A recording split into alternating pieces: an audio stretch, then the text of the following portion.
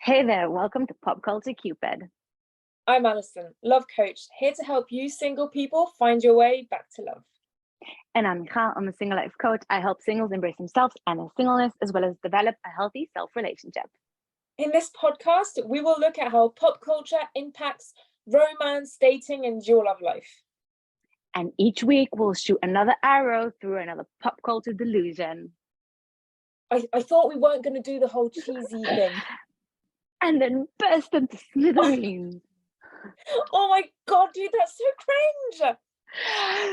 Sorry, it's in the intro now.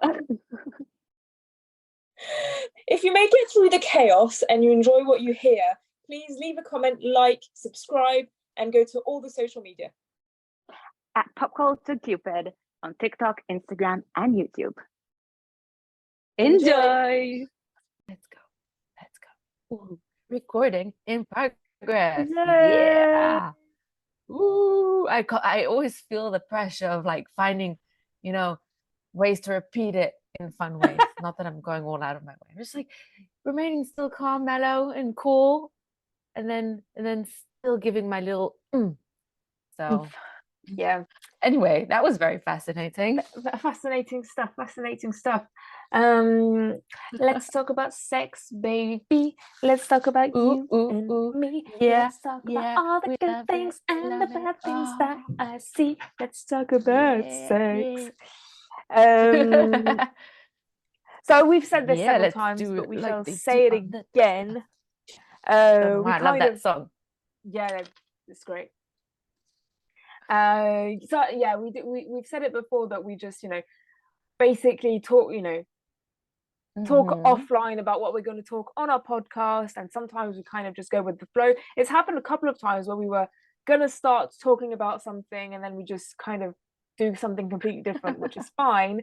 But today is not going to be one of those days, because we said that we were going to talk. We have been saying that we were going to talk about sex several times, and today's the day. And now, yeah.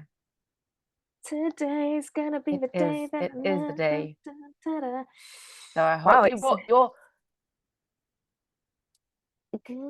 Yeah, I hope you brought your. I don't know what I was going to say. I was going to say something. I'm not sure if it's PG, so I won't say it. Okay. I mean, are we a PG podcast? Anyway. So I don't know. I definitely don't think that we are, but let's. I was like, I hope you brought your contraceptives. Yeah. Well, I mean, so let's just dive into it. So what is sex? What are we going to talk about sex? I think we're going to talk about, having sex. Let's dive into it. As a single person, and like at the beginning of dating. Because I mean, for me, there's all sorts of types of sex, and we're not going to give it a definition. Maybe we should, but I mean, I'm not sure if you can define, because for every person it's something different, and yeah, exactly. Some people would consider. I mean, a lot of people consider obviously non-penetrative sex, or just like fooling around or touch it. I don't know. There's a lot of, it's like a spectrum of, and for each person, something else is more profound or less profound, or, for every person it's different. Yeah, exactly. And you've got that, and then there's the, masturbation and all these things, and and it's also taboo. And it's also taboo, and it's so I'm part. So I do tantric yoga, and I'm part of these like communities of want to talk about sex freely and have the best sex of life. Which is kind of what I'm trying to do with, this podcast, coaching, and everything, and just I want people to feel good about themselves. And it's funny because I started doing that a few years ago, and it made a lot of people feel really uncomfortable. And I was like, sex is the topic that everybody is curious about, and it made people really uncomfortable, and they made me feel really bad about it. And this was, I think, 4 or 5 years ago. Anyway, so let's talk about sex. When's the last time you had sex? Yeah, Yeah, and you know what? It's also a very natural feeling It's choppy. to feel lust and to feel passion and to want to put it bluntly, to feel horny and to want to be touched, want to be pleasured, to want to be pleasured. I don't To know feel why saying pleasure. that sounds so weird in my ear. Um, and to feel pleasure and all of these things, and it's just really natural. It's like, I don't know, it's like being hungry or being thirsty or feeling energetic and wanting to go out on a hike. It's, you know, there's all of these emotions within us as human beings, and for some reason we're made to feel ashamed about certain things or not talk about it because it's taboo. It's like kind of like farting and burping. It's like, oh, don't do that. I mean, I know it's natural gases that you can't always control, and it's like, what are you gonna do? Tell me not to go pee in the end, hold it in because, oh my God, don't do that. No, Yeah. sorry about the comparison. But I just think it's such a natural feeling,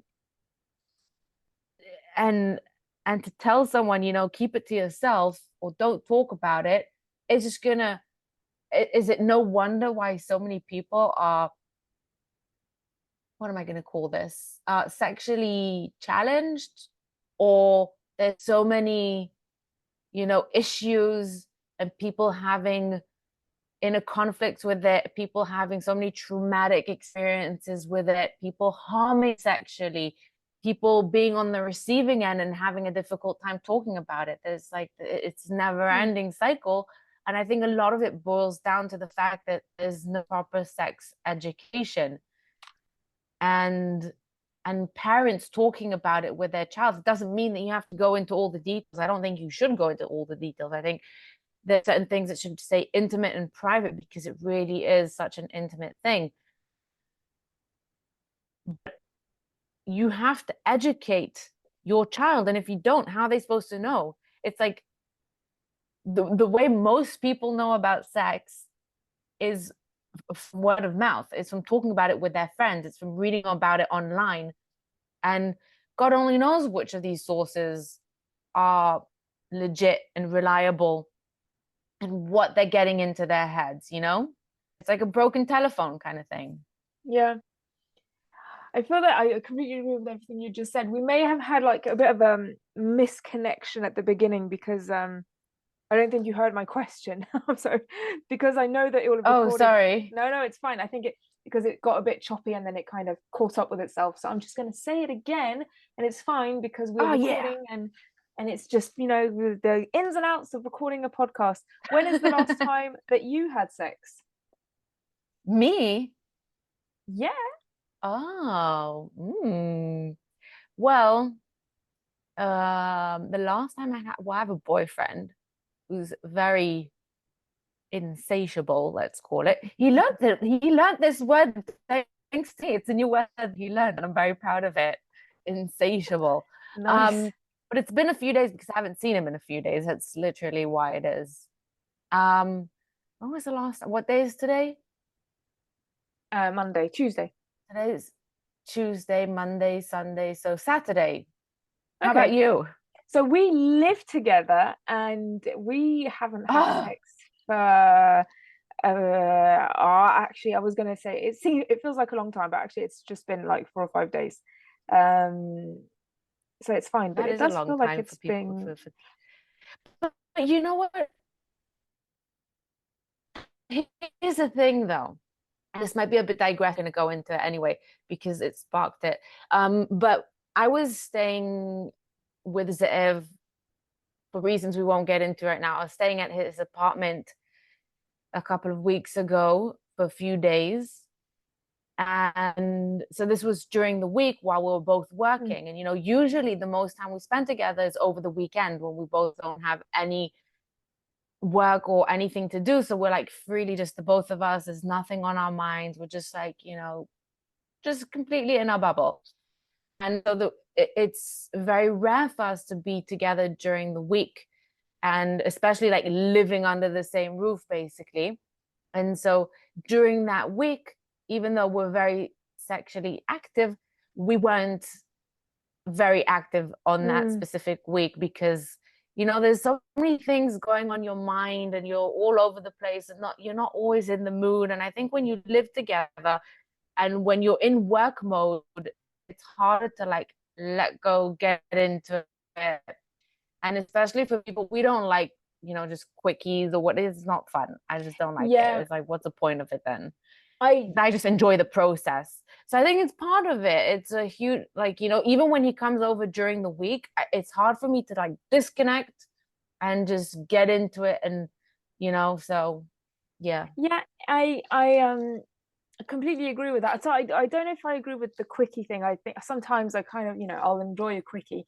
So yeah, JT and I live together, and he has a child that we have 50% of the time. So that kind of puts a spanner in the works of, you know, when we can take time, because I agree, sex is a whole, you know, it's a whole process. It, you know, if you were to start kind of, you know, the intimate part of your relationship, it starts when, you know, you start kind of look at each other and like you both know where this is going. Like even though you may be cleaning, you may be doing something or just whatever, like all the foreplay. Exactly. And foreplay just starts like way, like so early. Yeah, we foreplay all the time. Like even when we're not close to having sex, like we foreplay when we're both in the kitchen cooking together. You know, it's like it's all like, and that's how it should be. But yeah, sorry, I'm cutting you off. I completely agree. And you know, it's keeping that flame active. And we were talking about it with JT, because we were at the beginning of our relationship. Like it's been a couple of months where the how to put this, kind of the not the rhythm but the frequency kind of has died down. Yeah, but we've also, you know, we've been through kind of stressful periods, you know, there's stuff, you know, family stuff, it comes and goes. There's no right or wrong here. There's no exact amount that you scientifically have to, you know. I agree, but it's kind of a thing like sex, as soon as you kind of start to let it go, then it's so easy to just completely forget and have never come back. Yeah. No, you have to do it with caution. You have to make sure that you're on it, that it's not, you're just not letting it die down because, you know. I agree with that. And I disagree with people who don't schedule sex. You know, you go through this phase of sex just happens when it does, and you don't want to schedule it. It's just like, then if you don't schedule it when you feel like you're losing touch, then it's never going to happen. And so we talked about it. We said, okay, well then you know, Sunday afternoon we'll just, you know, we'll make sure that we make time for sex. And so, and it became this whole kind of ritual of like, we put out the clean sheets, we took a shower, we, you know, we made sure we ate well, and it was just, you know, we knew we were going to just spend the whole afternoon, and it was fantastic. And it's just this whole thing of like, we knew it was going to happen and we wanted it to happen well. And people kind of are going to say, but it puts pressure on it, but it doesn't put pressure on it. It's making sure that we've just got the time for it and that we'll feel good for it, because we want to have time. We want to have a good time. Kind of like, you know, if you're gonna go out or something, like you want to make sure you're going to have a good time. And so you just make sure you do everything right and be in the best condition. And so that's what we did. In the optimal conditions. That's the thing. And yeah, Zev and I talk about this every time. Is like that sex in general should be like an extension of a date. It's, to me, it's the best form of hanging out together. It makes us feel closer. And when we're having that sex because of a rough period or lots of pressure and stress and thing going on, then we feel it. We feel that it impacts us, because it's such a connecting experience. For us, it's like, you know, I don't know, going out for a walk together and having a deep conversation. It's on the same scale, if not more. It's really like having a date in bed. And so, yes, especially when your schedules are so full, you have to schedule it like you schedule any other date in your life, you know? And it's not because it makes it technical, it's the opposite. It gives it the stage and the pedestal that it belongs. You're giving it importance. Like, even, you know, when something is important to you, you schedule it, and then you don't bail, you don't cancel, you don't move it when something else comes up. And you make time for it. And I really truly believe that sex is more than just, you know, we're horny, let's get it out and let's get to an orgasm. It's more than just, you know, Yes. two people going at it because they're just animals. It's well, to me at least, and this is why I don't really enjoy casual sex at all. I feel like it creates this deep connection, and it's something, it's exciting and it's thrilling, and it should be. And it's also why I don't like quickies, because I like enjoying it. I like enjoying the process. I like being together and connecting, and even getting to know each other more through this. Like, you know, a completely different side of us comes out through this, you know?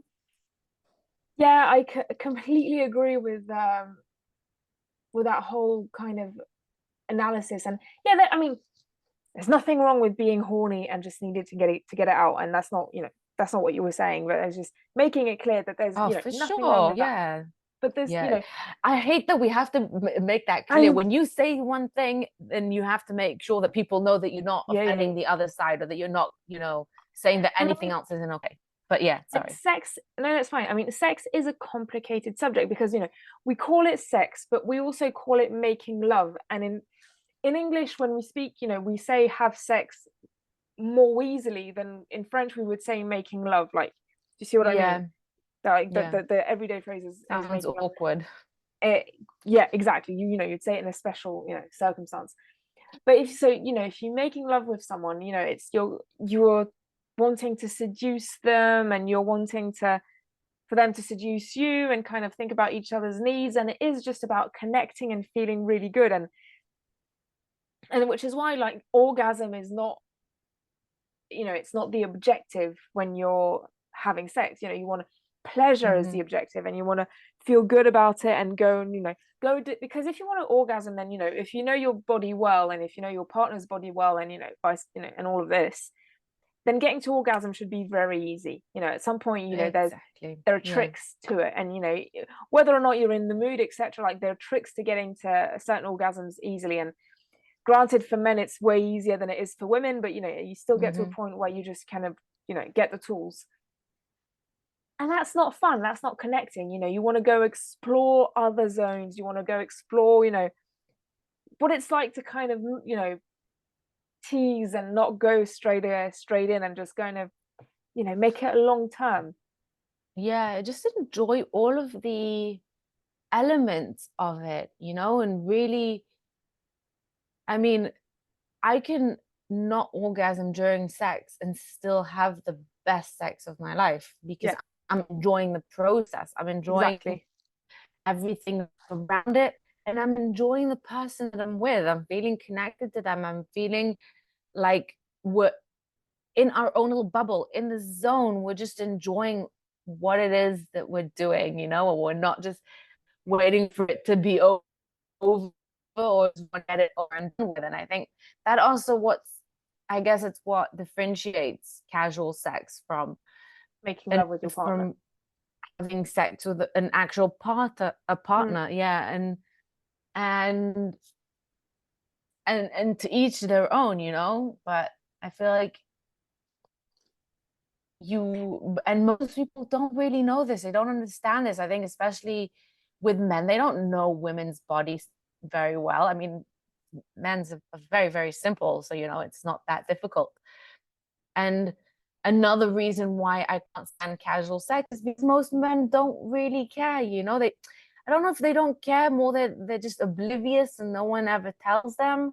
But for women to really enjoy sex, it has to be longer than 30 seconds, and you have to touch and feel and lick and do all these kissing and other things, and in specific areas, and you have to really get into it. And just most men don't know how to do it or don't want to do it. And so I remember when I was like, and a lot of people were asking me, I'm sorry, and a lot of people were asking me, I don't admit what exactly. I can pleasure myself more than most men can. And the only casual sex I've ever had, I haven't enjoyed a lick of it. And so what's the point? Yeah, I agree. And I think, I think so there'll be people listening to that, men listening. It's not true. I'm not, I care about these things. We're not talking about you guys. We're talking about the other guys who don't care about these things. Don't be so offended. Yeah, it's not you. Don't worry. But no, it's true. And I think, so with, my partner, my boyfriend, my loved one, he is the typical guy who, with me, he cares a lot, but he will have had these kind of one night stands that he didn't really care, and that doesn't make him a bad guy. That just makes him normal. I've had one night stands that I did not care, and it's not the most enjoyable times. A lot of people say, there's this thing about you don't marry the best sex you've ever had, you marry kind of reliability and things like that. And I think that's so sad, because sex is something, as you were saying, like about exploring and licking and teasing and whatever, but it's about building something really solid. And so yes, there's kind of like the standard traditional foreplay and missionary, like everybody kind of starts off, I feel, with the same thing.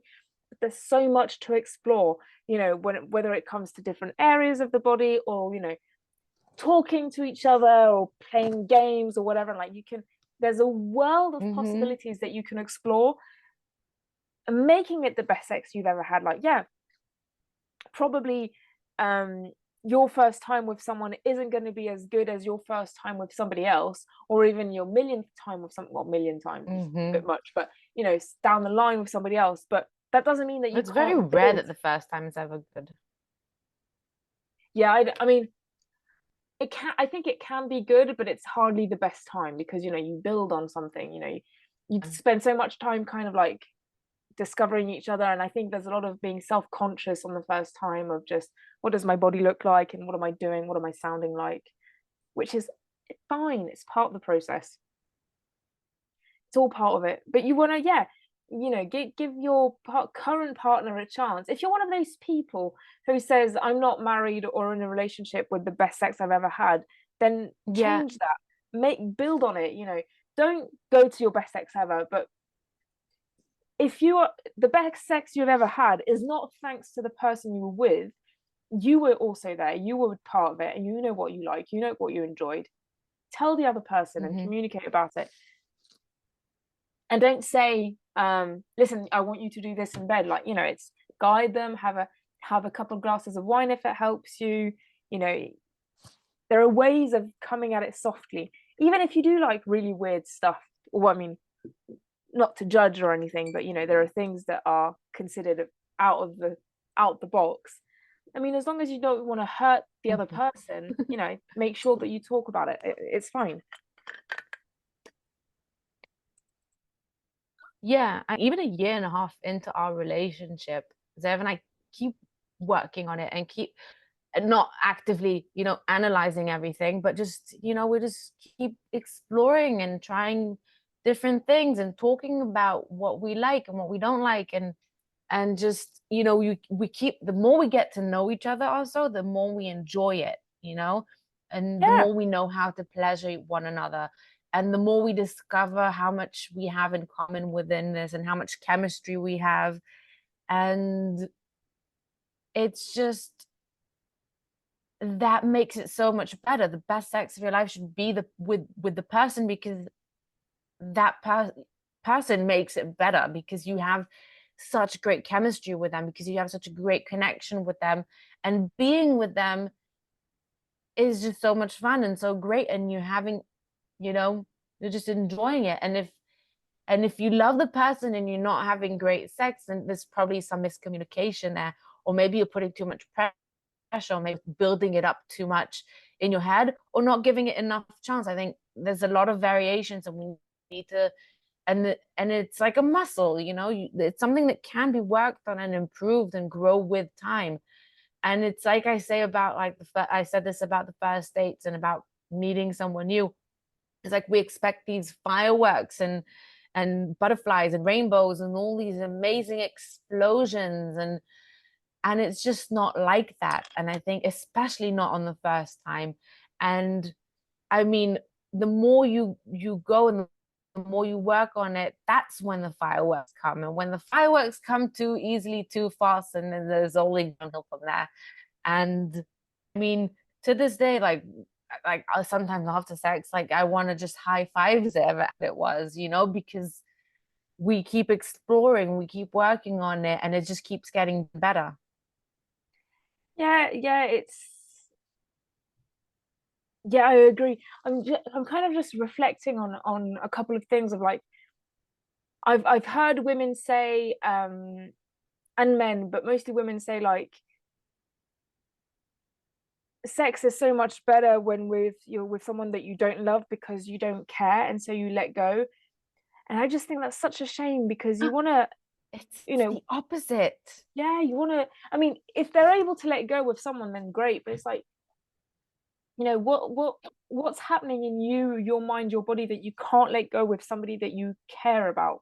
What are you not asking? What are you afraid of? And because I can kind of get it, like, you know, they've got stuff invested in, you know, if you think about it pragmatically, when they're with somebody that they love, then they've got so much invested that they're just so afraid, and like it becomes this huge amount of pressure, and then they break up or whatever, and then they start having sex again, and they know that they're never going to continue a relationship with this new person, and so they completely let go because it's kind of, you know, with no pressure and nothing invested. And it's such a shame. It's just, you know, you want to, you know, when you're in a relationship, you want to have that trust foundation on all aspects, and that's including sex. Because I mean, do you need to have, you know, as you said, there is no, you know, scientific formula like you should be having sex so often, but it is, you know, there is a kind of, you don't have to have it every day, but if it gets to a point where you're not having it at all, where you could go, you know, weeks and months without having it, it's not a bad sign, but it is a sign that there's something going on, and you know, you're going to want to address that. And as they said it in the Stephen Bartlett and Laurie Gottlieb podcast, like, you're not alone. Like, so many people just stop having sex for all sorts of reasons, you know, stress at work, gaining weight, lack of time, which kind of leads to lack of attraction and disgust and all of these things. And it's just all things that you can work on, and you can, you know, and it's unfair, and, you know, that, you know, life's unfair. I mean, you know, newsflash. I had this, one of my previous relationships, so, you know, a couple of relationships back, where we ended up, so I went off the pill at one point. I said, okay, I'm not gonna, you know, I don't want to take the pill anymore. I want to use, you know, condoms, and because I just want to, you know, I've been on the pill for 10 years, I want to stop. And we'd had this big conversation, you know, we stopped taking the pill, and we bought a packet of 12 condoms, and 6 months down the line, only 3 had been used. Fun. And because you weren't having sex, because you just weren't using them? Because we weren't having sex. Well, because we weren't having sex. Interesting. And it, you know, this was a relationship that we started off with you know, a lot of sex and things like that. And I told him, I said, you know, where there's something going on, like, we're not having sex. And the only reason I realized it is because of the condoms, you know, we hadn't bought new condoms, but it had been a few months that we'd stopped having sex at that time again. Like, it wasn't me going off the pill, like, it had been a while, but, you know, because the condoms weren't going down, then it was even more obvious. And I said, like, we need to, well, yeah, and we need to, you know, I told him, like, we need to, you know, make sure that we're going to have sex. And so he was completely closed off to the fact of, like, planning for sex. And it became this terrible routine of, I would go to bed a bit before him, like, I don't know, 10:30 or 11 or something, and he'd stay and play on his PlayStation, and I'd say, just please come to bed with me, like, you know, even if we're not going to have sex, just come to bed with me. I fall asleep within 5 minutes, just come to bed with me, and then come back down if you want to. And he never would. He'd fall asleep playing on the PlayStation and, like, come up to bed around 5 a.m. and then and all of this, I mean, and it's a whole, you know, all of these things led to us breaking up. And I think I talked about this guy in a previous episode concerning breakups, and it was, you know, a bunch of things, but, you know, one of the things was that, not that we were not having sex, it's just that lack of sex was a result of all of these other things. We weren't spending time together. He'd gained a bunch of weight because he wasn't looking after you know, his body. He wasn't, you know, he'd stopped going to the gym, and he was eating like, you know, just McDonald's, like, you know, more often than not. He was working nights, and we were just, you know, just not having any quality time together, which led to the, you know, to the end of our relationship. And I'd said, you know, we need to plan for sex, we need to go and see a relationship therapist, things like that, and it all imploded. All this to say, if you're not having sex, it is, you know, then you want to think about it, of why are you not having sex, and what impact is that going to have on you and your life and your relationship. And I'll add something, but for single people, if you guys are not having, you know, self sex and pleasure and masturbating and things like that, then it is going to lead you to needing sex from somebody else, and it's not going to be the right person, and that's dangerous, because then you're going to be single people. If you're not having sex, you know, if you're not like thinking about your own pleasure, then you're going to go and have sex with the wrong people, and it's going to lead to, you know, all sorts of either bad sex or just like bad emotional speaking and all these things, and, you know, that's not what you want to be doing. Yeah, I think when you have so many miscommunications, or when you're having the rest of your relationship isn't working and there's things missing, then it also impacts your sex life and vice versa. To go back to what you were saying beforehand, because I find it absurd when someone says that, you know, they can let go better with a stranger than they can with a partner, because I can let go much better with someone that I know better, someone that I trust. Most likely, and past experiences, I cannot let go with just anyone, or with someone that I don't know. Like, I don't understand how you could ever just give yourself up in such an intimate and personal and vulnerable way to someone you don't know. And when you don't know them, then you don't trust them. And how can you ever trust someone that you don't know? And not only that, they don't really know what they know what makes you feel good. They don't know what doesn't make you feel good. They don't know you very well.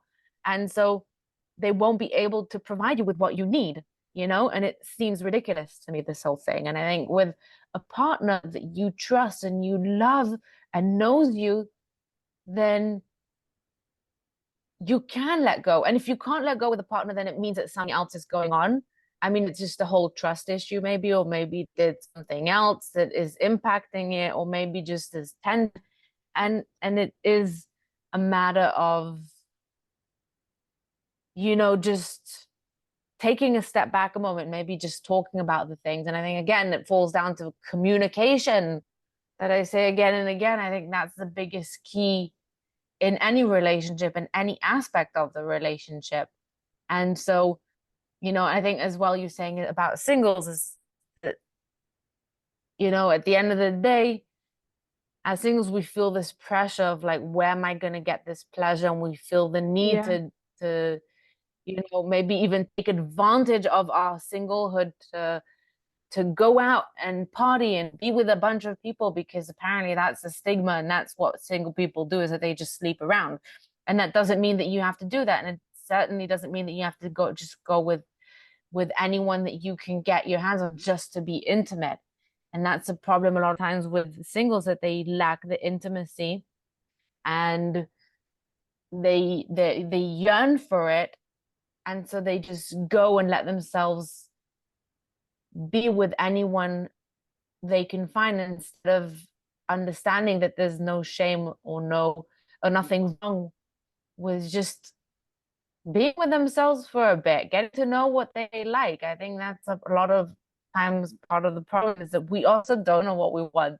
We don't know what we're like. We don't know what it takes to get us the climax.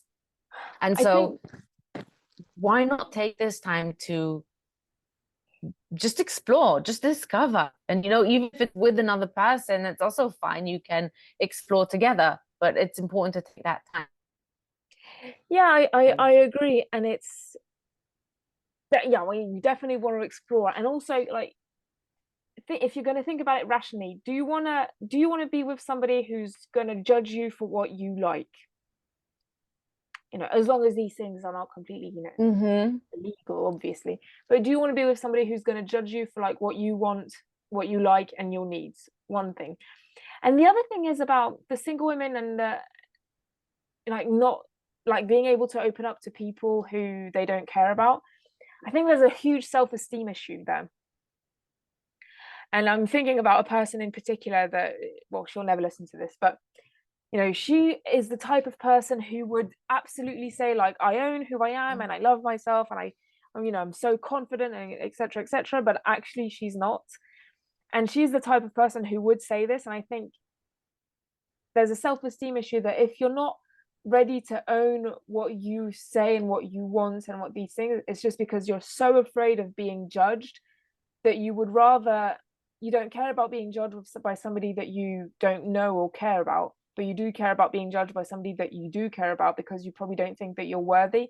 And you want to, I think you want to address that and have, you know, just reflect on that. If you're the type of person who doesn't really ask what they want for, and like who, you know, is happy to not have the best sex ever with the person that they love, like, what does that mean? What are you not asking for? What are you ashamed of? Is it something, you know, worth being ashamed about? And let's, you know, let's go really intense, like people who are, you know, who are into BDSM or like I don't know, the golden shower, or, you know, these really kind of things that seem really outside the scope. You know,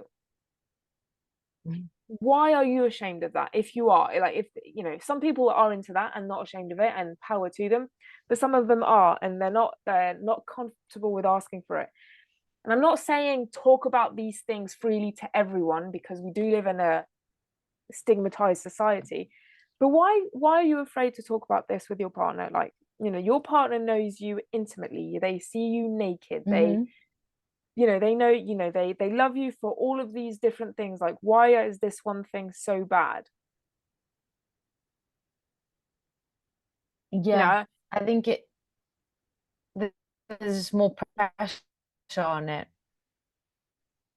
Yeah, and I do agree there's more pressure on it. And then when you think, you know, when you look at, you know, I watched Desperate Housewives a few months ago, and there was you know, I know Sex and the City addresses it, and Grey's Anatomy, and you know, that all these like really mainstream shows, I think they make an effort to kind of talk about these things, but they still put a stigma on these things.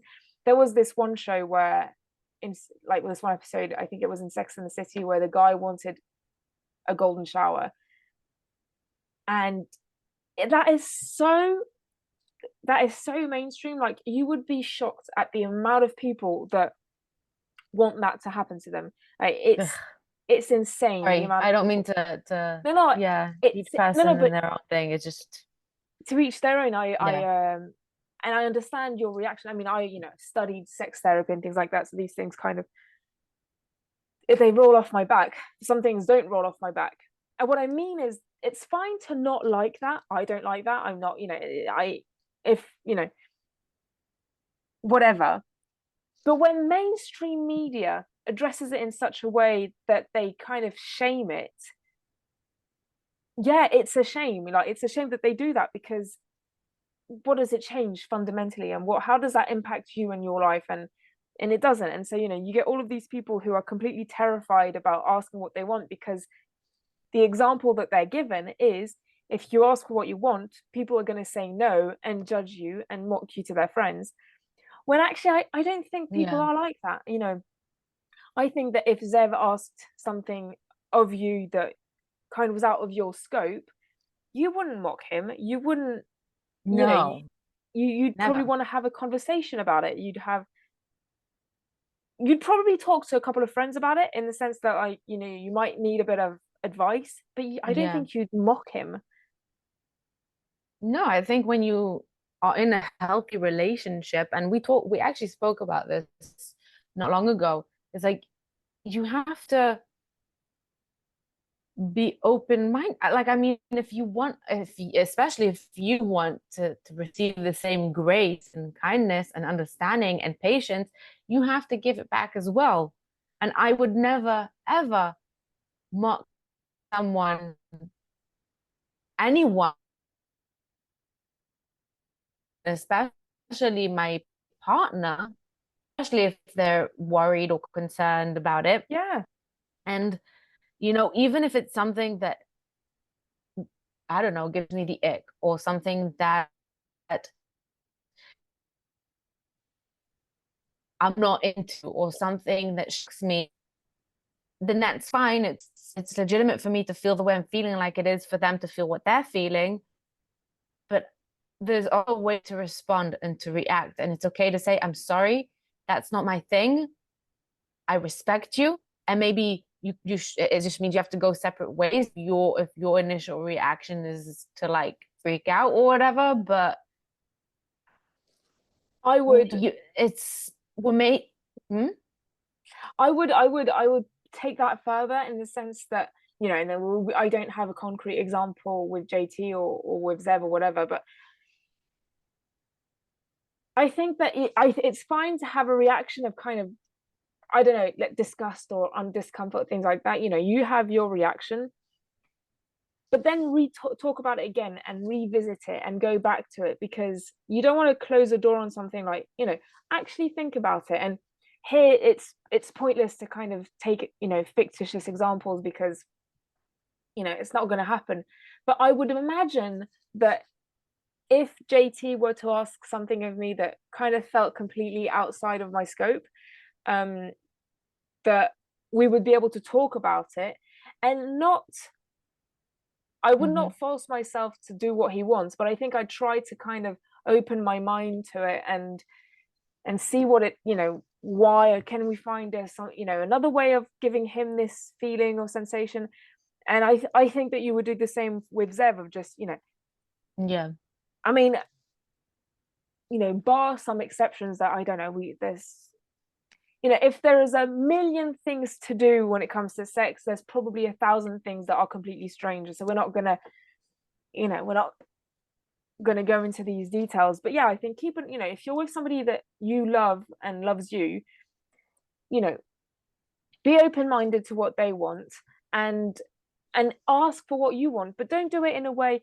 You know, I once dated a guy who was kind of like, I want to do this and it's going to happen like this and blah blah blah, and if you're not okay with it, then it's fine. I'm just like, well, you know, you're not the boss of me, bye. But if he had maybe, you know, spoken about it, like, this is what I really enjoy, can we talk about it, how, you know, what do you enjoy, how can we make it, you know, go both ways and things like that. And, you know, this isn't, you know, this is having sex and making love. Like, you want to have an adult, vulnerable, open discussion about it. yeah. And you know, I mean, you don't have to do something that you don't want to. There's no harm in just talking about things calmly, and maybe even trying it together and exploring. You never know. How would you know that you don't like it if you've never tried it? Obviously, there's certain things that, you know, a bit extreme, so you can, you know, together or explore with yourself. You know, we were saying before and about singles having sex and singles finding pleasure. I think there's something so great about exploring with self. And it's just like when you're in a relationship with someone and you're discovering these things together, you're also sort of in a relationship with yourself. And whether you explore by masturbation and touching yourself and trying different toys, or whether it's exploring with other people and exploring with different types of people, this is the time to do it. And I think not a lot of people get that, and maybe not a lot of people want it, but like, if you already have the opportunity, then why not explore it? And it doesn't mean that you have to go around sleeping with everyone and trying everything. It means you get to discover yourself and explore things, and it's just part of it, you know. And even if you don't want to go out and have sex with a bunch of people, that's also okay. Like, that's another stigma with, especially as single women, is that you get like closed up into this little box of stigma, saying, you know, oh, you must be horny, you must be desperate for it, you must be, you know, asking for it, you must want more than life itself. And sex isn't anything. I mean, people always used to ask me when I was single, how do you survive without sex? And like, you know, I found out that there's more to life than just sex. Yes, it's a great thing. And now that I'm in a relationship, I love it. And it's an inseparable part of a relationship. But when you don't have it, then you just don't focus on what you don't have. Yeah, exactly. You know, what's the point? You focus on what you do have, and you enjoy other things in your life, and you just don't think about it. You know, a few years go by and you just don't think about was the last time that I had sex. You just don't, because you're not in there and you have other things going on for you, you know? And I think it's just you know, just like people like to shame certain kinks, they like to shame especially single women for not being perfect or for being, I don't know. And it's like I'm reading this book, well, listening to it. I don't know if it's you know, if it means that I'm reading it, but the idea of you, I don't know if you've heard of it. They just made a movie about it, which I tend to watch once I finish the book. And it's about an older woman who's dating a younger guy, and it touches a lot about women's pleasure and how, you know, in society we shame women who want to explore, and we also make them feel like, you know, at a certain age they have this expiry date and they're no longer sexual beings. And it's an interesting topic, and I think it's something that you know, the conversation about it has to change in general, not only in society but also towards ourselves. I think a lot of times, and it also touches about it in the book, I'm nearing 40, so that means that's it, my sex life is over and I can't have any drive and I can't try new things and I can't do anything anymore. Yep. Anyway. Yeah, I mean sex is yeah, it's a big part of life. It's a big part of life, but it's not the only part. And yeah, and be open and have the right conversations, and yeah, just test things out. And you know, I think there's a plethora of things out there that you can just test. And you know, if it's just even lubes and things like that, I mean, we'll see what people kind of say and how they react to lubes, toys, yeah, games, exactly. Yeah. And even just games, like even just that of just, you know, role playing, like there's these cute card games that Zev and I once played, which is fun. Role playing, yeah. Exactly. So yes, I mean, yeah, guys, tell us what do you think? Do you have any kinks that might feel a bit strange?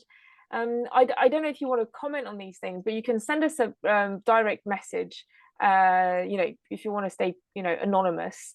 And see how these things pan out. And let us know. Yeah, let us know your experiences. Have you ever felt like you were ashamed, or have you ever felt taboo about talking about something and things like that? So yeah, so let us know. And don't forget to like, comment, subscribe, follow wherever you are. Share. We need you in the house. We want you to join our little community. Cool. Bye everyone. Yeah. Bye-bye.